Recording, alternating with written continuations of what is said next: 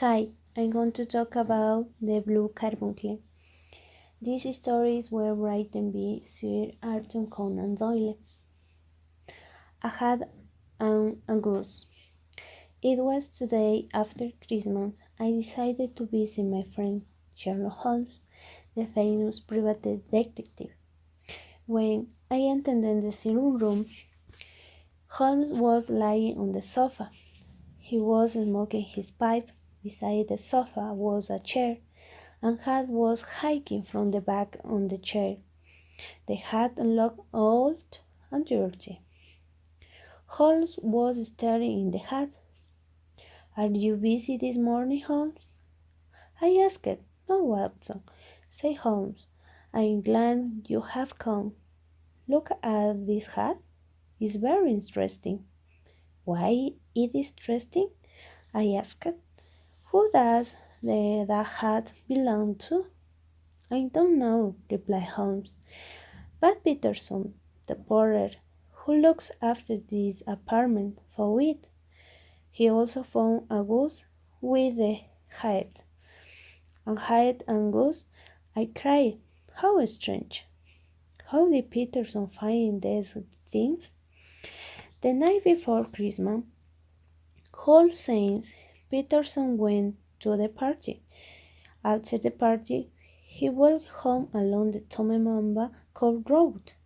A tall man was walking in front of him.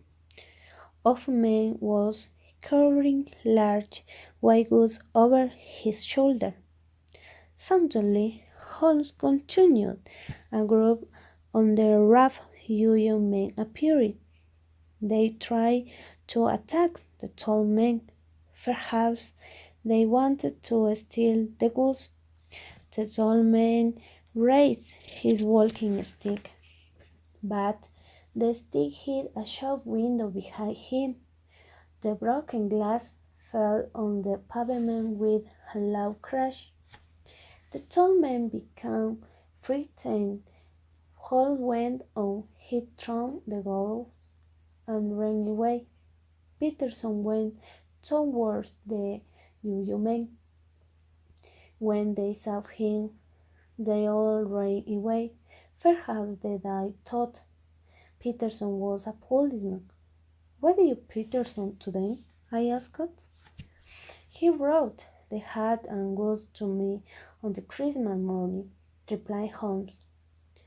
A label was tied to the goose's leg. His label said, "For Mrs. Henry Baker," and initial HB were inside the hat.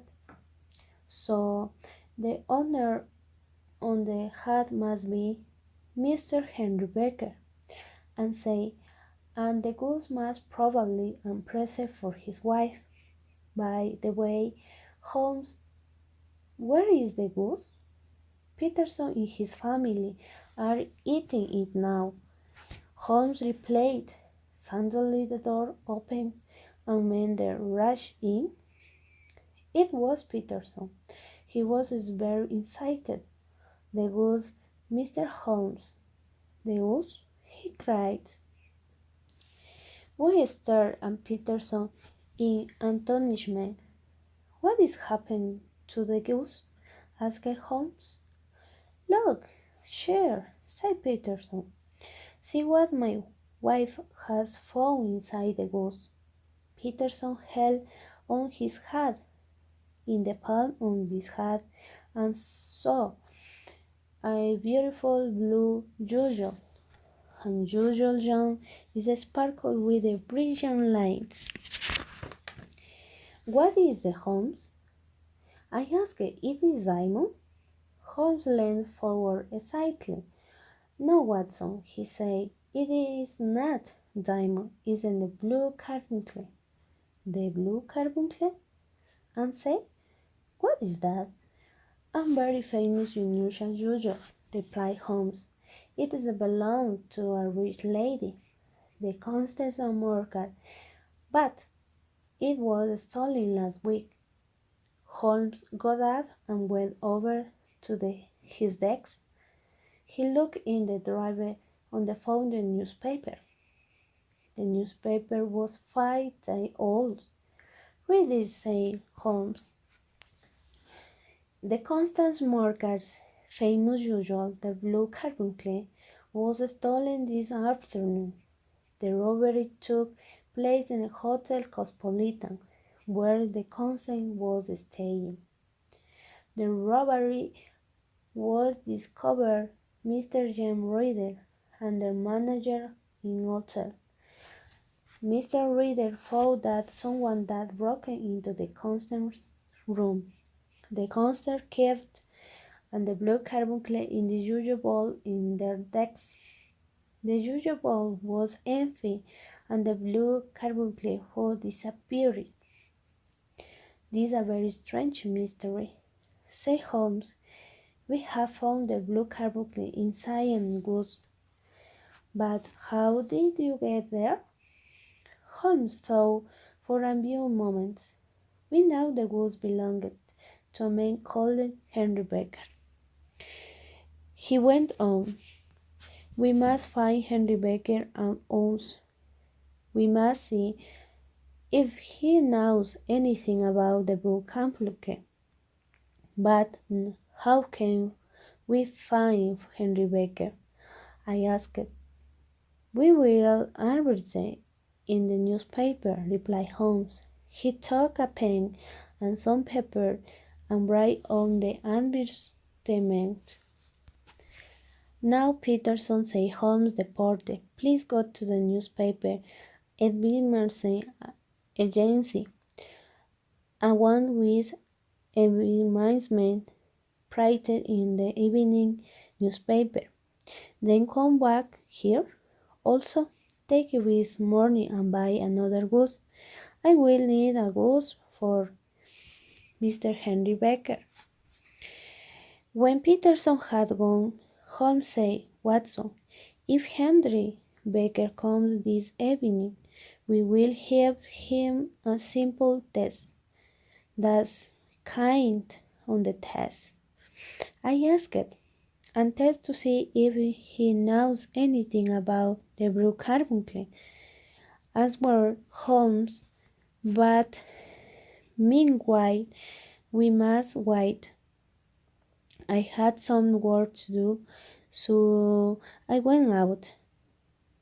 But at about 6:30 and returned to Baker Street. A tall man was waiting outside Holmes' apartment. We went inside together. Good evening, Watson, said Holmes. And you, sir, are you Mr. Henry Becker? Yes, said the man. I am Henry Becker, a radio advisor. An advisor about the hat and the goose. Please sit down, Mr. Becker, said Holmes. He pointed and his black hat on the chair. Is this your hat? Yes, said the man.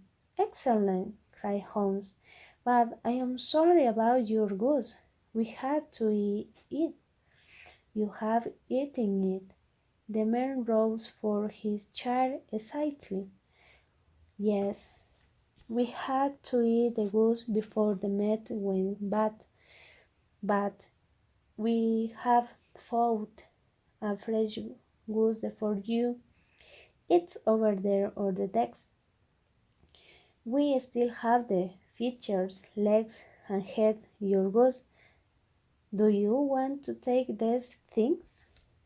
Henry Becker began to laugh. No, thank you, he said.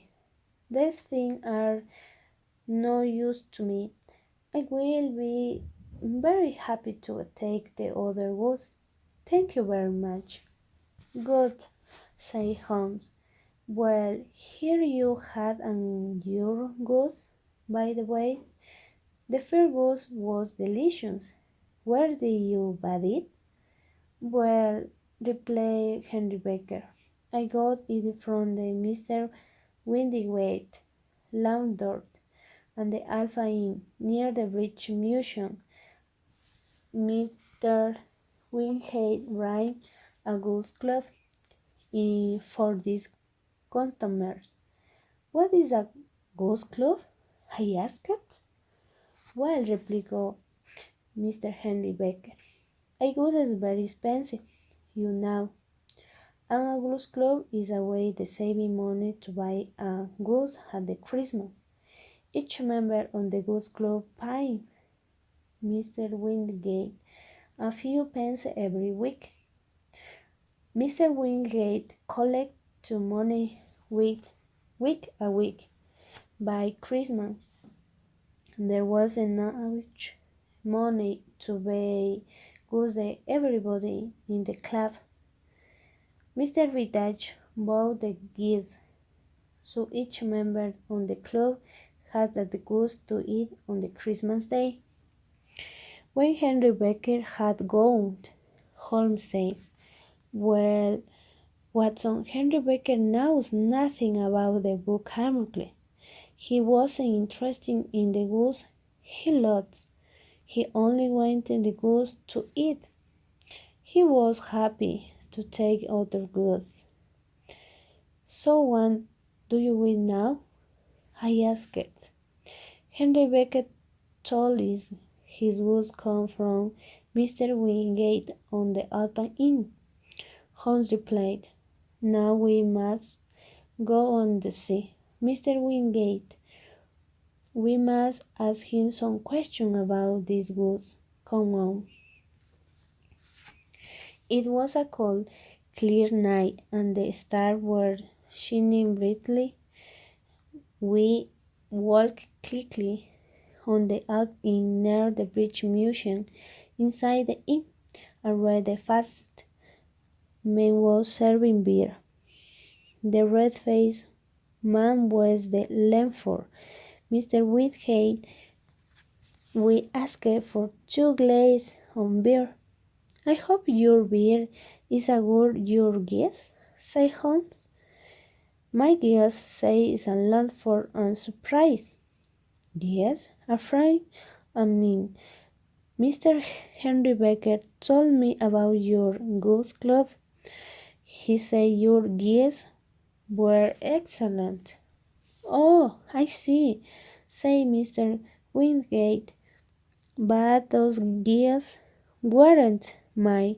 I bought them from salesmen on the Covent Garden Market." Holmes leaned forward excitedly. "Do you remember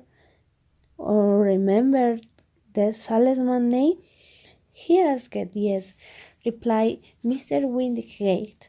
"It's Walt Brainrage." "Thank you very much," said Holmes. "Come on, Watson." We went outside into the street. "Now, Watson," said Holmes, "he must find his salesman, Breckenridge, on the Covent Garden Market. Wingate bought the goods from the Breckenridge, so perhaps Breckenridge knows something about the Blue Carbuncle." We walked through many narrow streets. At last we reached Covent Garden. There are many stalls in the marketplace. I thought we named Breckenridge on the stalls. A man was just closing up the shutters on the stalls. "Good evening," said Holmes, a friendly voice. "Are you Mr. Breckenridge?"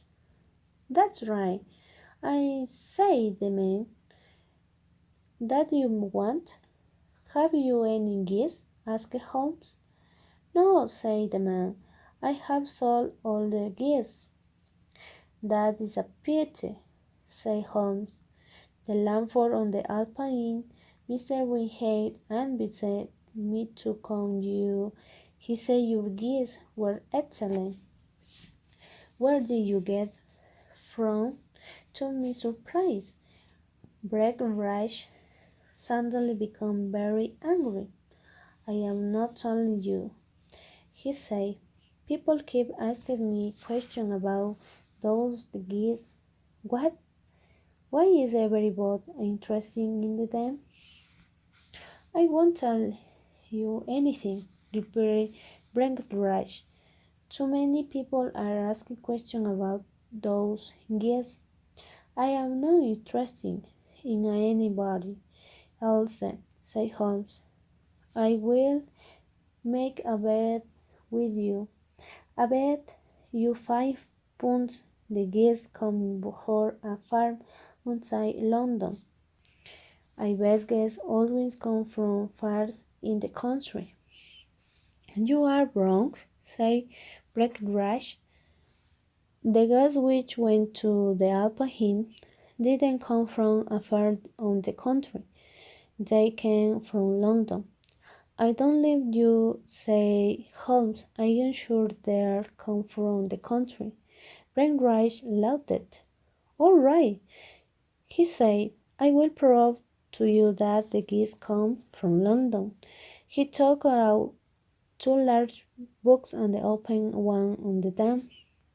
This book contains a list of the people who sell me geese, he said.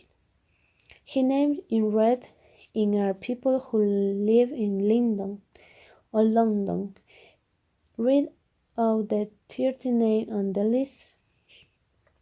Holmes took the book and read Mr. Oscar Schott, Brinrow. His name is written in the red ink, so that means Mr. Orton lives in London.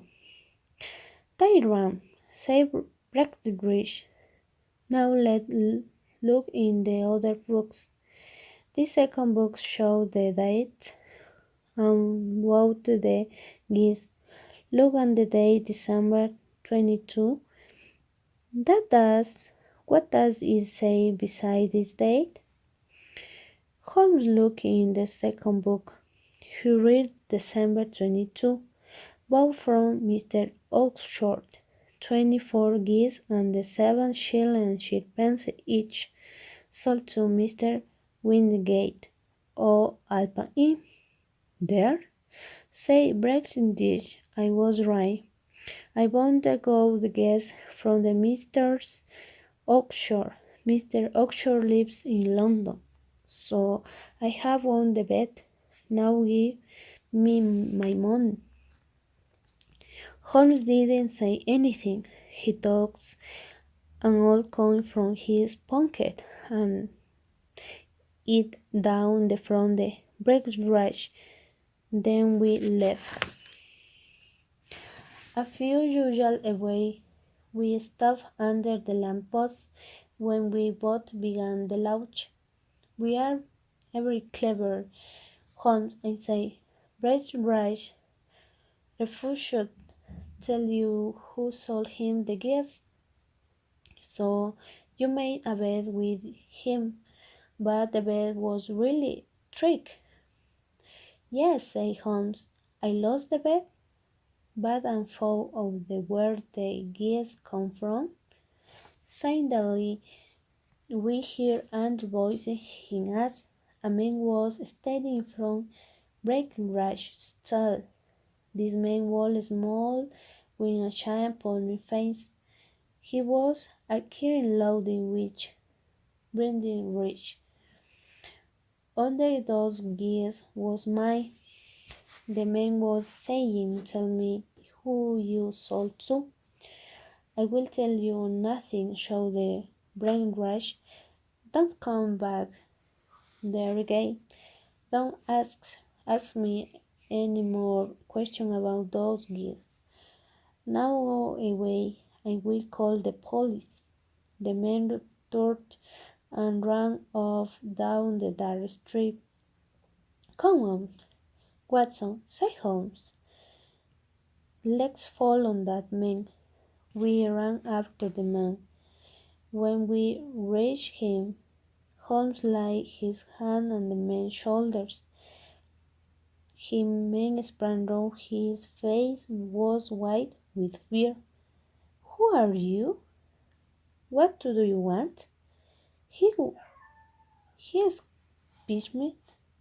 Excuse me, said Holmes, but I think you are interested in some geese, or rather on special goods, and goods that Braybrush bought from Mr. Oxford on Bristol Road. Oh, sir, said the man. I'm very interested in finding these goods. Can you help me? Fernand, I can, answered Holmes. But first you tell me your name. My name is Irma Reader, said the man. John Reader, repeated Holmes. I know that man. Yes, I remember. It was a newspaper story about the usual robbery. You are the under manager in a Hotel Cosmopolitan. Brooke Carbuncle was stolen from that hotel. Come with us, Mr. Reader. I have some questions to ask you. We went into cab and drove back Holmes' apartment in the Baker Street. Now, Ryder, said Holmes, I will tell you what happened to your ghost. It come here, but it was a most unusual beer. After it was dead, it lay eggs. An eggs? Said Reader. I don't understand. Well, I said Holmes, it is all a beautiful eggs. Look will show you. Holmes went to his desk and took on the box. He unlocked on the box, held up the Brooke Carbuncle. The usual shone like a cold blue star in the room. Reader began to shake with fear. He held onto on the chair to stop himself falling. We know everything. Reader, said Holmes quickly. We know you stole the Brooke Carbuncle. Said Reader himself down on the carpet in the front of Holmes. He started to cry. Please, please don't call me the police. He said, think on the mother and father. They will die and the shame of I'm going to the prison. Have never stolen anything before. I am promised I will never steal anything again. Sit down, said Holmes. You must tell us everything. How did the usual get into the guest? And how did the geese come to Covent Garden Market? All right, said Reader. I will tell you everything. I am under manager and the Hotel Cosmopolitan St. Rider. The concert of Morgan come stay in the hotel. I am comer friendly with the concert's maid. A maid told me the concert owned a famous usual. The usual was called the Blue Carbuncle. The maid also we where the usual was kept. It was kept and that's the concert bedroom. I decided to steal the Blue Carbuncle. Reader went on. On afternoon, I saw Constant leave the hotel. I have kept to all the rooms in the hotel. I went to the constant and the bedroom and opened a desk. I found the usual ball in the desk. Inside the usual box was on the Blue Carbuncle. Reader stopped talking for a moment when they continued with their history. I took out the usual and left the empty usual box on the desk. I left the door on the constant room open.